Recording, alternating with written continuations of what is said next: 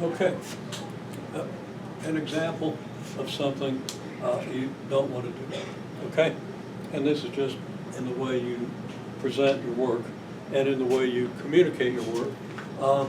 If I ask you to do a picture of the difference quotient for y equals 1 over x corresponding to the interval 1.4, 1.7, well, except for the fact that this point is higher than this point, this would be an accurate picture, okay?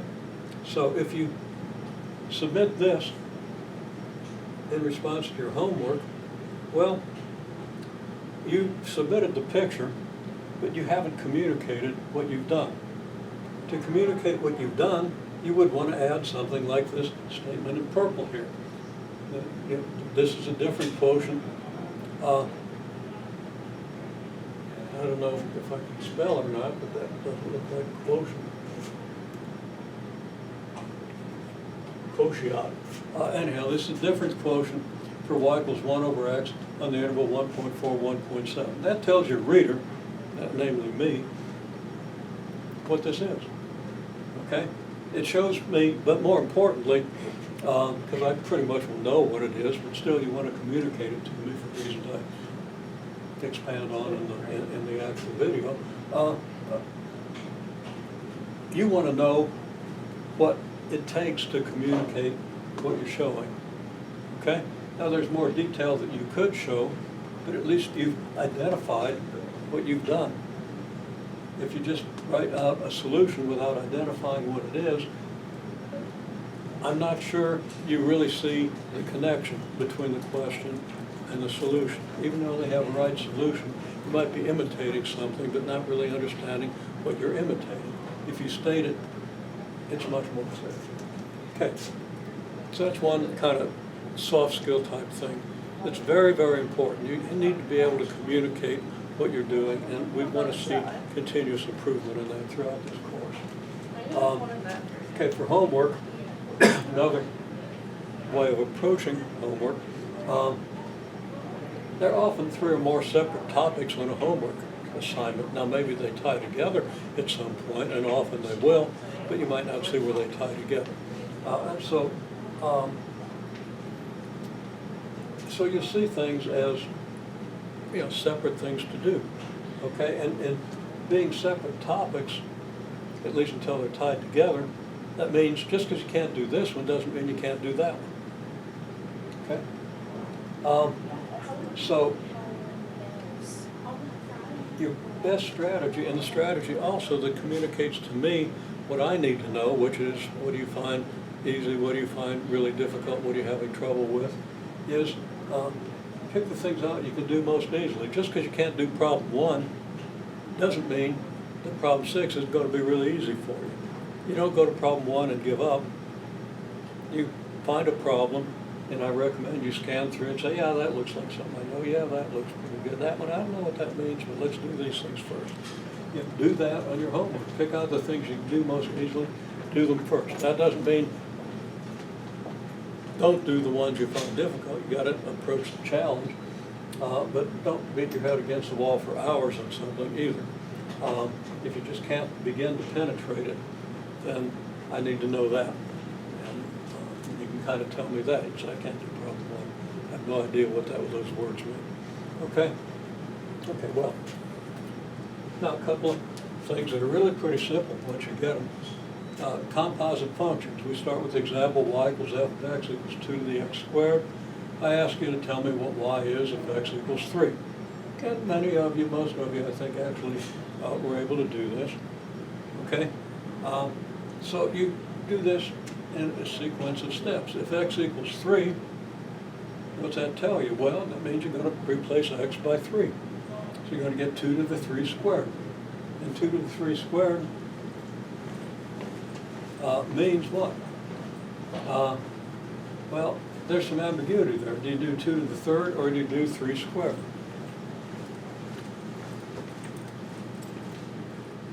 Standard interpretation is your last exponent is the one you do first. Okay, because you're doing 2 to the 3 squared. Okay, not doing 2 to the 3rd squared. If you were, you would write it this way. So that's just a convention. That's an interpretation. This means 2 raised to the power 3 squared. So you're going to square 3, you're going to get 2 to the 9th, and that's 512. Okay? And this one here, well, 2 to the 3rd is 8, and 8 squared is 64. So this would be 8 squared is 64. Very different result. Now, what this function is called is a composite. It's a composite of 2 of your basic functions. Your basic functions can be transformed by shifts and stretches and so forth to get new functions. And the x squared function can be transformed by vertical stretch and a horizontal and vertical shift to give you any parabola that opens up or down in the plane, anywhere. Okay? To be transformed to represent the graph of any quadratic function, as you should know pretty well by now because we've done a lot with that. So that's one way of expanding on our set of basic functions. Another way is by forming composites. We can see this as a composite of the 2 to the x function and the x squared function. And we'll see how that works. Well, here we see it here. So I'm going to go on with this, although we kind of split our well, I need to know that. Okay. F of x, in this case, this function, and this, of course, refers back to this. F of x is g of h of x, I claim, where g of x equals 2 to the x, h of x equals x squared. Okay? We could write g of h of x, which is this expression, in 2 different ways. Okay? First of all, using the definition of h of x, g of h of x has to be g of x squared, since h of x is x squared. Now, that should be obvious, although it apparently wasn't when we tried to do this with a different example in class. Okay? Alternatively, or also, we could write g of h of x equals, well, we'll go back to the definition of g of x. G of x is 2 to the x, so g of h of x means that x has been replaced by h of x, so g of h of x should be 2 to the h of x. G of x equals 2 to the x, g of h of x should be 2 to the h of x. Now, either way we write this, we come up with the same result, which is going to be 2 to the x squared.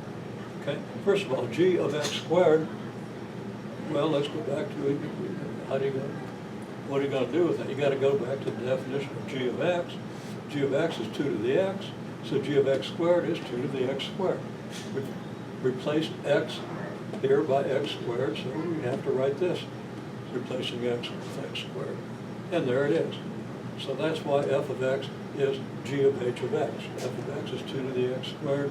G of h of x is 2 to the x squared. Now, if we do the g of h of x through this initial interpretation, well, we get 2 to the h of x, but h of x is x squared, so 2 to the h of x is 2 to the x squared just by simple substitution. Okay, and that's all any of this is, a simple substitution. So there it is. Okay? Now, then I ask everybody to do f of x equals g of h of x for h of x is 1 over x, g of x equals x cubed. And still, people have difficulty with this. So let's look at it. First of all, g of x is x cubed, h of x equals 1 over x. So what is g of h of x? Well, g of h of x can be written using the definition of h of x. We can take this h of x and replace it by the 1 over x, and we get g of 1 over x. And then, what's g of 1 over x? We have to go to the definition of g, replace x with 1 over x, and we have to replace this x with 1 over x, and we get 1 over x quantity cubed. So there it is. Okay? Alternatively, it doesn't matter which way you start. We could say g of h of x, well, let's replace the h of x. Let's use the definition of g of x with the expression g of h of x. X has been replaced by h of x, so replace this x by h of x, we're going to get h of x cubed. And then What's h of x cubed? Well, h of x is 1 over x, so that's 1 over x cubed. Just a matter of substitution and understanding how to substitute into function notation, which I have to say was assigned for this time, a series of questions, which if everybody had done them, and I don't see evidence that more than about a quarter of the class actually did them, would make it much easier to understand what we do here. And a plug for you got to do the homework to understand what's coming next. You got to build, and you can't skip. If you skip 2 assignments in a row, it's usually fatal, at least for that topic. If you skip 1, it's much harder to learn it. It takes longer in the long run, so you're not saving yourself time. So unless it's unavoidable, don't skip assignments. Okay. Now, another thing is about inverse functions. You wrote down this function, the x cubed graph, and the x cubed table, and a table for the inverse of x cubed, just using the basic function. Okay.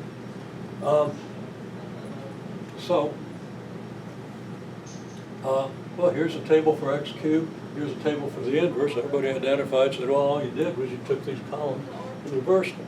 I did. Of course, I didn't reverse the x and the y. Okay? The y here becomes the x here, and the x here becomes the y here. And this is the inverse.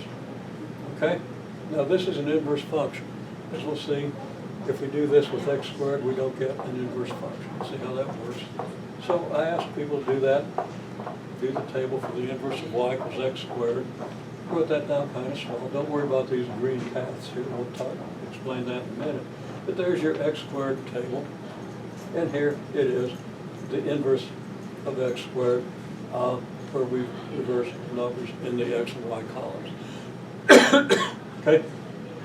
Now one property here that's totally related to composite functions, as we'll see next time, but just take it as an independent topic. We can start with any number in the x column here, and pick another one, okay, -1. And then we go to the corresponding y value, it gives us -1. And that wasn't necessarily the best choice, but yeah, do it anyway. And then we feed this -1 in here as an x value, and we see what the y value is. Well, in this case, we get -1s all the way across. And what we did was we did it with 1/2. 1/2 feeds to 1/8. Okay, and then the 1/8, the y value 1/8 feeds to the x value 1/8, which gives you then the y value 1/2, which is a value you started with. Okay, now whatever number you start with in this x column here, if you follow this process, you're going to end up at the end of the process with the same number. It's got to happen. Okay? That doesn't always have to happen. Down here, if we start with 2, well, that x value 2 gives us y value 4, and y value 4 then feeds into this table as an x value. So I feed the 4 to the x value 4, and I get y equals -2. So I don't get what I started with. Now, I could get what I started with. I could have fed this 4 over to this 4. The problem is I've got 2 4s up here that give me different y values. Okay? So this 4 would have gotten me back where I started from. This 4 doesn't. And we're going to pick up on that idea next time. But the reason this one didn't is we have 4 twice here, which means that this inverse relation here is not a function. Okay? Over here, there's no x value that appears twice, and that tells you the inverse relation is a function. If you don't remember the definition of a function, please review it. Now, once you've done the assignment I'm going to give you, which is to do the tables and then the graphs for the inverse relationships, then we're going to be able to talk about the whole idea a little more clearly. And then doing the inverse tables and the graphs is going to give us some new inverse functions that are going to be very important and very useful.